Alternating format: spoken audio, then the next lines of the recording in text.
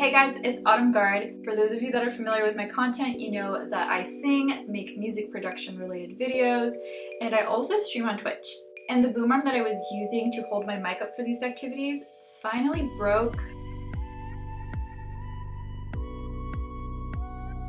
I'll get more into that in a minute. So needless to say, I was really in need of a new boom arm for my microphone. Thankfully, around the same time that this happened, a company called Tonor reached out to me and asked if I would try out the T20 Studio boom arm. So for this video, I'm gonna do a quick unboxing, tell you guys how this is different from my previous cheap boom arm, and then I'm gonna put it to the test to see how well it holds my Rode NT1A and my Shure SM7B. Alrighty, so we are going to unbox the Tonor T20 Studio boom arm. As you can see, the packaging is actually pretty nice. It does come with a 2-year warranty card, which I thought was pretty cool. And it also comes with an instruction manual on how to set it up. There's also some illustrations on it, so I thought that was very helpful. The next thing I was really surprised that it came with, apparently comes with a pop filter, which is super awesome.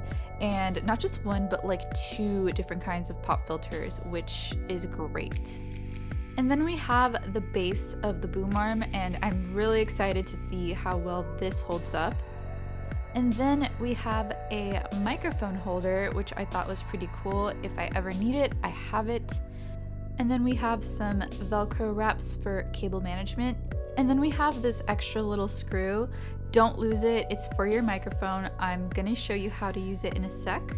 And then of course, we have the actual boom arm itself. As far as the setup process goes, that actually was very easy. As you can see here, this is the little area that you put your desk into, and you go ahead and just turn the bottom part until it grips onto your desk nice and tight.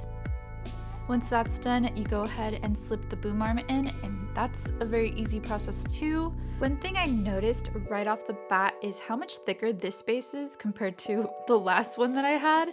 Actually, the reason my last boom arm broke was because the microphone was too heavy for the base. And just to show you how different this boom arm is compared to my last boom arm, I'm gonna go ahead and put it side by side. You can see like how much thicker the other base is. It already looks just way sturdier than the one that I had. Okay, so now I'm gonna test out how well it holds my Rode NT1A.